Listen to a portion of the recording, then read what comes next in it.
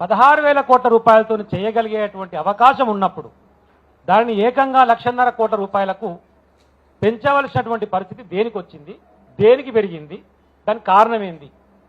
అంటే 16,000 కోట్ల నుంచి 1,50,000 కోట్లకు చేరుకుందంటేనే దీంట్లో కుట్ర దాగి ఉన్నది, దీంట్లో స్కామ్ దాగి ఉన్నది, దీంట్లో నీ వ్యక్తిగతమైనటువంటి వాంఛ దాగి ఉన్నది.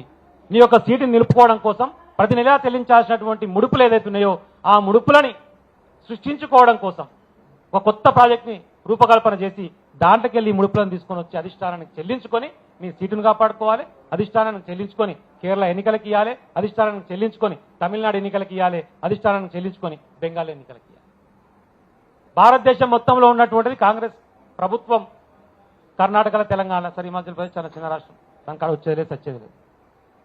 కాంగ్రెస్తో ఉన్నాయన కూడా శివకుమార్ నేను ఏమిటి ఇస్తాను ఎవరికి నాకు అర్థం కాదు, నన్ను ముఖ్యమంత్రి చేసి తర్వాత ఆలోచిస్తానని చెప్పేసి ఆయన చేసింది.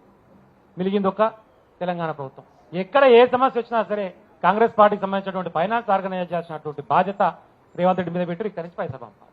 ఇందాక చెప్పినట్టుగా తెలంగాణ అనేది ఏటీఎం అయిపోయింది. ఆ క్రమంలో జరుగుతున్నటువంటి 2 పెద్ద కుట్రలు,